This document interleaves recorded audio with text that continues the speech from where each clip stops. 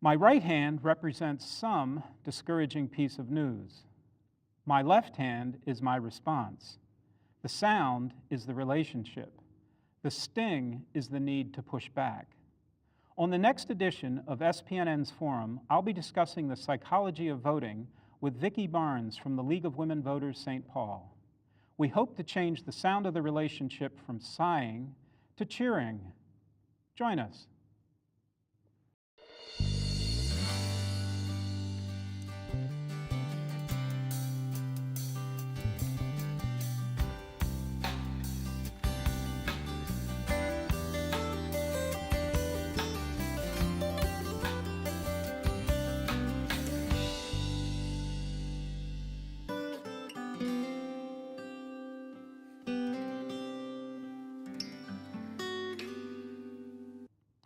Consuming standard issue news is like any other form of consumption. Momentary satiety followed by careful avoidance of all the waste produced. Satiety, never clarity. Consuming news is to stay manacled on a decaying carousel in a toxic fog. It's only by pushing back do we gain clarity. I'm doing a series of shows called Pushback Storytelling. Start by identifying a current political phenomenon, and then talk with a guest doing exactly the opposite and having some success. Most of us can't affect national or international politics, but we can meet with the city council members or county commissioner or legislators. Pushback storytelling aims to provide a toolkit to those watching on how they can affect the political process. So now I'd like it if you took a closer look at the graphic on your screen. You can also go to the Affirming Flame on Facebook to see a copy of this graphic.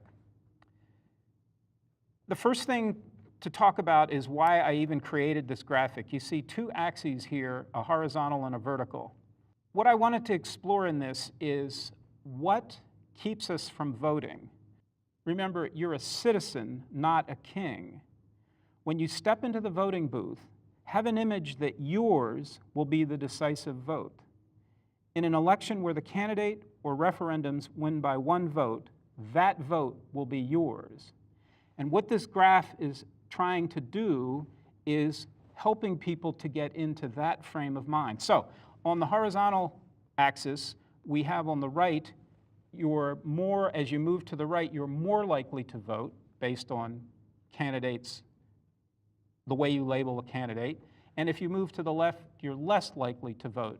As you move up, the candidate more agrees with you in terms of ultimate concern or religion. They agree with you on values, life experience, skills.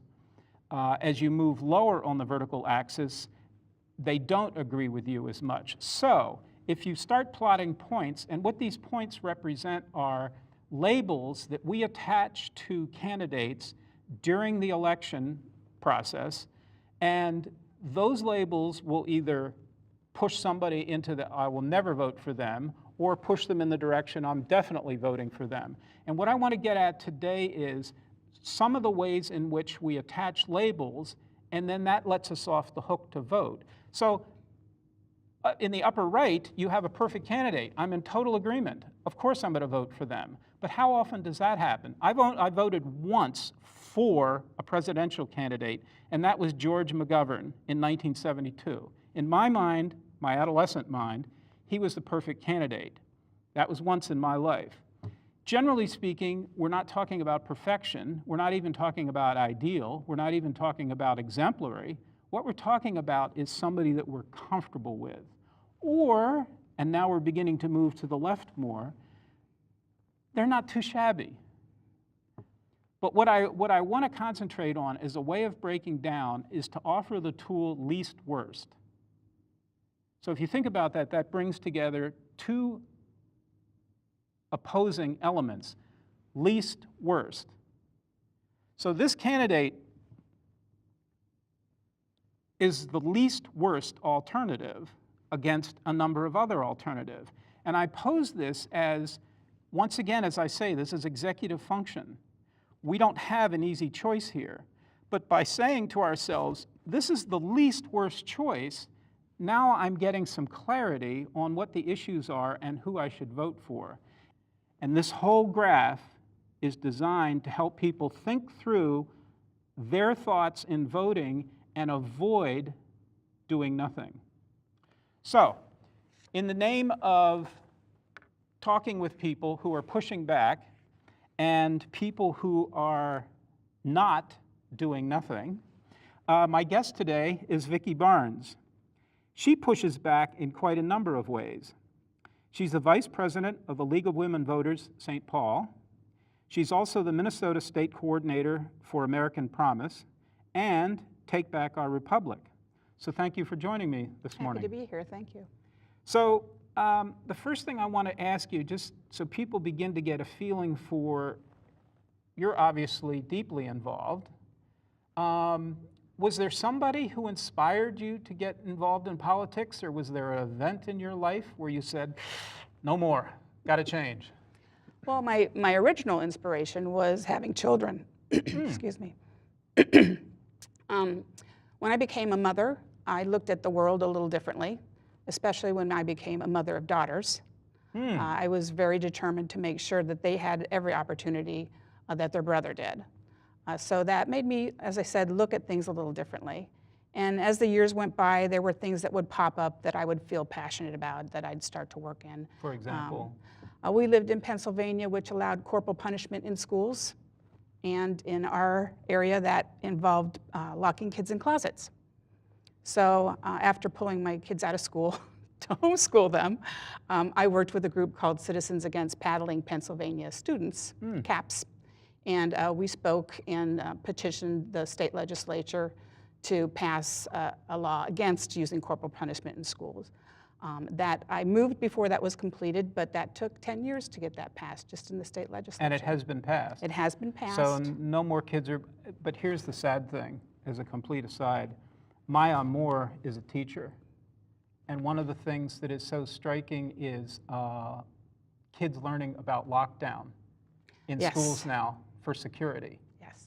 So now, once upon a time, they were punished for they were punished by being put in a closet, and now they're going into more or less secure closets for safety. So, but at the same time, 19 states still allow corporal punishment in their schools. And Georgia, one school district has just passed asked permission from parents to use it again. So, so you're in danger outside of school. When you go in school, you're in danger from outside forces and inside forces because the legal definition of corporal punishment is just the infliction of pain. So as I said, I worked on that in Pennsylvania. I moved before that was completed, but that did take 10 years to pass. And then later on, my major motivation was the passage of the Citizens United ruling by the Supreme Court. They said that corporations and artificial entities are people, which was a series of Supreme Court rulings that came to that conclusion, but that particular one took the limits off campaign spending. So in order to regulate campaign spending, well, we were no longer able to regulate campaign spending without violating the Constitution.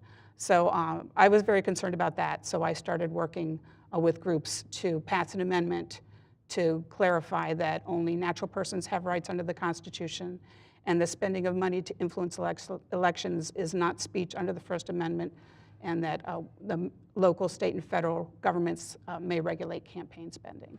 Now, these two examples that you're giving, what was the first step you took individually? Did you seek out groups of like-minded souls who were already working on these things, or did you start yourself, or how did you get started? Well, back in the 90s, I read a book on corporal punishment and alternatives by Dr. Erwin Hyman, who was a Temple University professor and a worldwide expert on corporal punishment. And he had a group that had formed, and I participated with that group And how did you get connected to that group? Back in those days, I think I picked up the phone and called. we So, didn't and really how have many a lot calls of did it opportunities. take before you got connected? Oh, pretty quick. Oh, Pretty all quick. right, Yeah, there aren't a okay. lot of people volunteering to Okay. work for things like that. But as far as the Citizens United, I started researching. Now I had, the internet and everything available to us. I researched the ruling and what we could do about it, and found out an amendment was a thing. And then I had to re-educate myself as to how amendments are passed, and found a group that was working in the area on it. And I was in Wisconsin at that time, and that work was done by a group called Move to Amend, which has changed to United to Amend. And because the state of Wisconsin is so gerrymandered, we couldn't really approach the state. There was no success in that, so they worked on local resolutions. The cities, towns, and counties. And to date, the state of Wisconsin has passed 132 local resolutions calling on this amendment. And they have 10 more on the ballot in November, because they're a ballot initiative for their cities and towns. So actually, Paul Ryan's city, Janesville, passed the resolution by a vote of 84%. So there's a lot of support for it. When I moved to Minnesota, I found shortly after I moved here a group called American Promise, which started just to work on the amendment, no other issues, and is a national organization that started to bring all the groups that are working on this together. Because there are states, 19 states have passed resolutions, they're all different groups, and ultimately to pass an amendment, you need to have people all working together. So that's how I found them, and I had a good fit with American Promise. And then Take Back Our Republic is a conservative group working on campaign finance issues. So I work with Take Back Our Republic when I go into the more rural areas of Minnesota. But now my league work came. That's what I was going to here. ask you. But how did you get connected to the league at first? When I moved to Minnesota 3 years ago, I wanted to learn about the state. I wanted to learn how it was politically. And the League of Women Voters just seemed like a natural place to start. My very first meeting that I went to was a consensus meeting on money and politics. So that was a great start for me. Was that the first time you were ever in a consensus meeting? Yes. Would you just briefly describe what a consensus meeting is? Well, the league has a way that they develop positions on certain issues. And the league has all the little city leagues and local leagues, and each league has a meeting to discuss different points of an issue and come up to a consensus as to how they believe we should fall as a league. What's a consensus? Where the people agree, the group agrees. So that everyone agrees. Everyone agrees. We're not talking about majority rule. No. We're talking about everyone agrees. But if they don't agree, then that's marked on there. So there are certain things that they couldn't decide on, so that was not marked on there. So so those consensus surveys go to the state and then the federal league, the National League, and they put it all together, and we come out with a position. So our position on money and politics is that we're for campaign finance reform, we're for disclosure, and if all other options have been tried, we are for a constitutional amendment. Now, before I forget, League of Women Voters, does that mean I can't join? No. I think it was around the 1940s where the league opened the door to men, and we are to this day gender equal. We'll take anybody. So, and we do have men on our board. We have men in the league, and a lot of men help us out. And remember that men are why women have the right to vote. Or men are the reason why it took so long to get well, there you right go. to vote.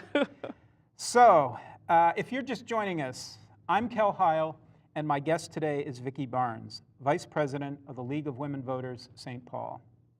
So, Vicki, if 78,000 plus one eligible voters in Michigan, Pennsylvania, and Ohio had voted for the least worst Democratic candidate, we'd be learning what it's like to have a woman as commander-in-chief.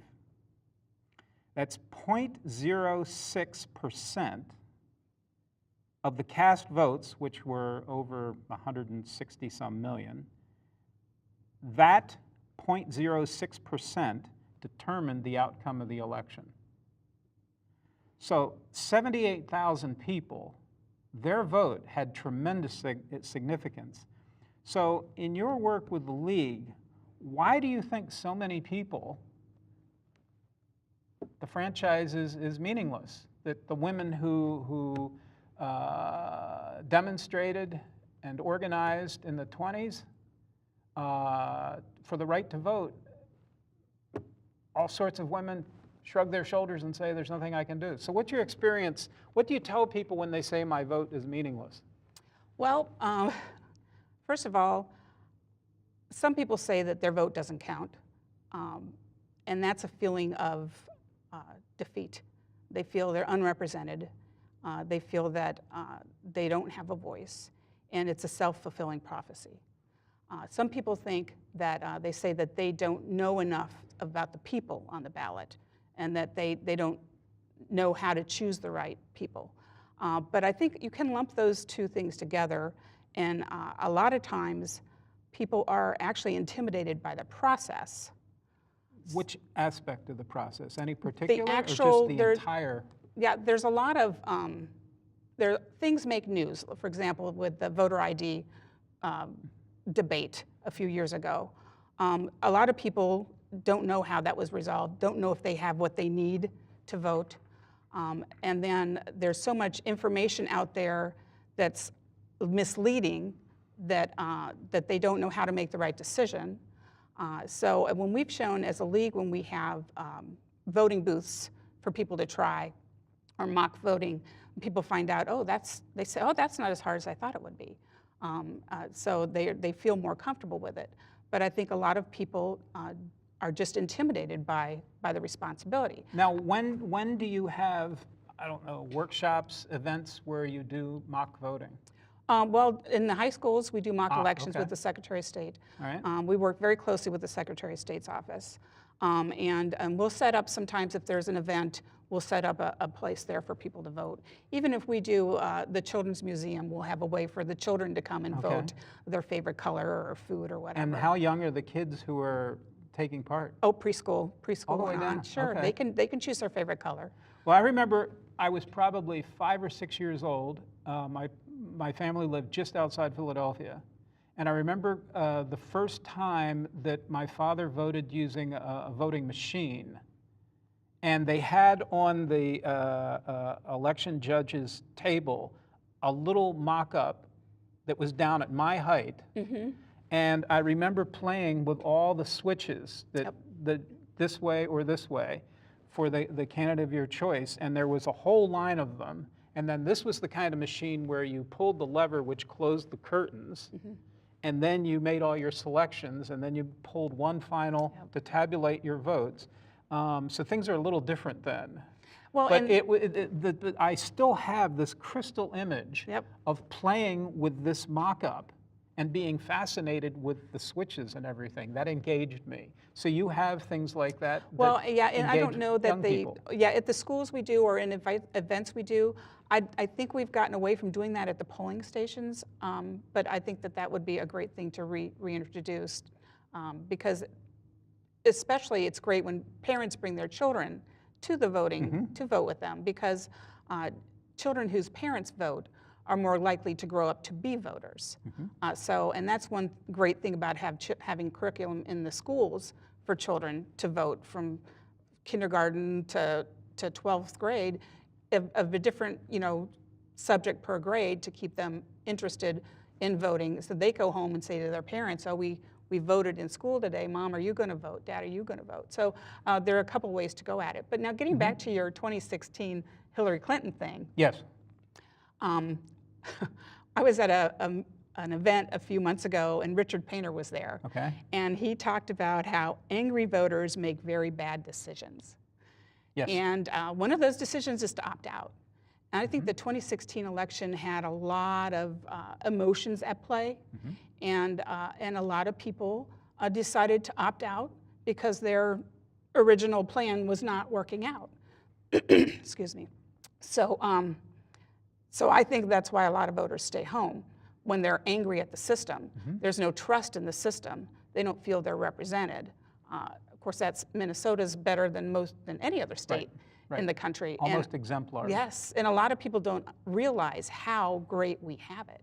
And they also don't know how much we fight to keep it that way. We had to fight to get it that way, and we fight every legislative session. The League of Women Voters is in there with other groups doing our advocacy to to defend us from more strict laws in voting and to make sure that our campaign finance system remains intact. It's an ongoing battle.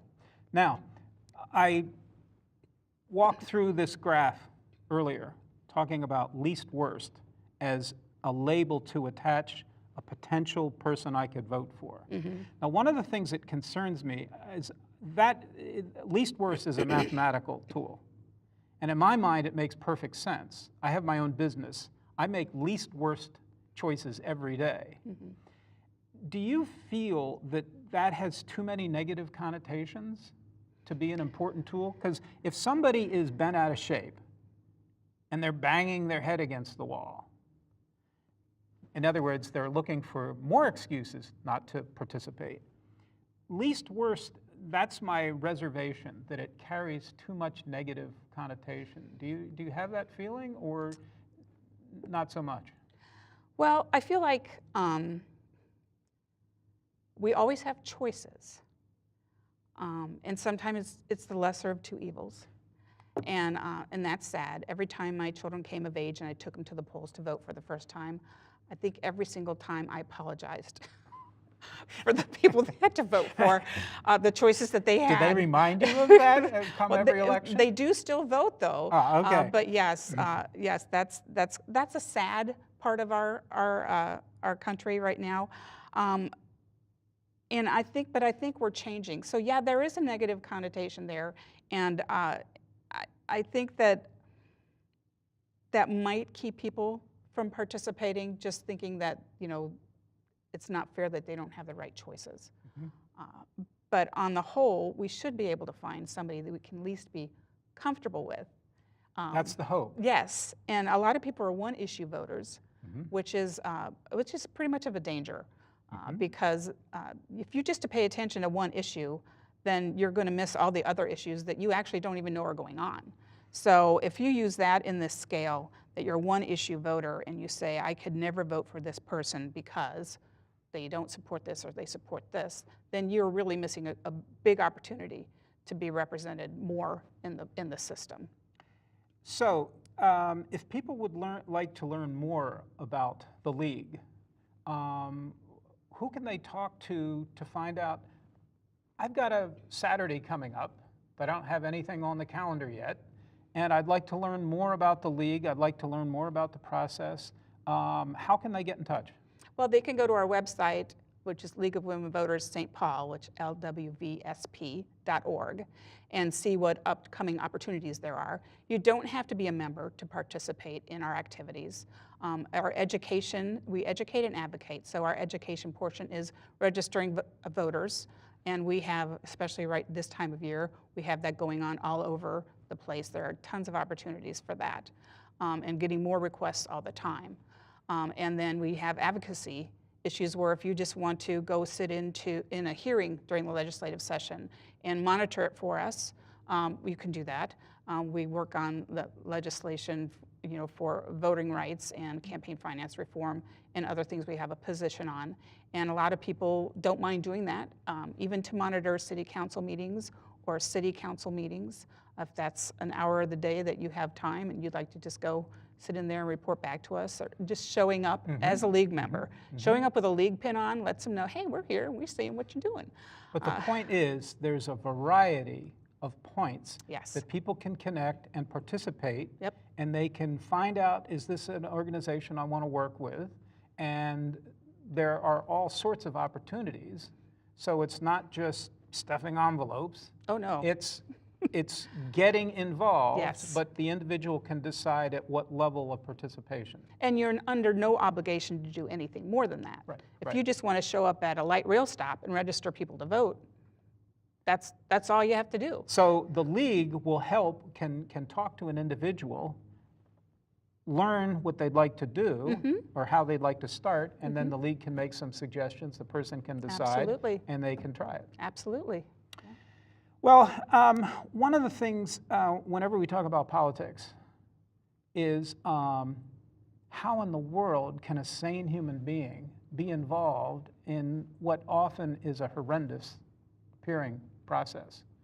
So you go to sleep, hopefully you have a good night's sleep, have wonderful dreams, and you open your eyes in the morning, and apparently, instead of cringing, you say, another day, another chance. So what gives you hope to keep going back to league meetings, keep talking to volunteers? What gives you the strength to keep going? Well, I'll tell you, it's the people. When you register voters, you get such a great feeling of knowing that you're contributing to maintaining our democracy or improving our democracy. You're helping people take charge of their lives and feel like they're a part of the system. I was at a meeting a few days ago, and one of the members there said that they had gone to work on the east side of St. Paul. Joe Mansky let us know that the east side has a low turnout, and a lot of groups are working on registering voters on the east side of St. Paul. And he knocked on somebody's door, and they said to him, nobody ever comes out here. Which I thought was very interesting, because it's kind of sad, but then it's kind of like, are you waiting for an invitation? Mm-hmm. And they are. Mm-hmm. So that kind of thing makes me feel good. When people complain or worry about election fraud, mm-hmm. I always say, be it an election judge. We've had a tremendous amount of youth election judges volunteer this year. And that's a great time to get them in, because they will always participate in democracy if they start out doing something like that. When you see how things work on the inside, then you have a much better understanding of how well regulated they are, how safe we are, how protected our data is. So be an election judge. That really, when you register somebody or you give somebody their ballot and it's the first time they voted, mm-hmm. whether they're 18 or 80, it's a wonderful thing. And they say, this is the first time I voted. They're excited about it. So that really kind of keeps the momentum going for the league members. So it is definitely feedback from the people.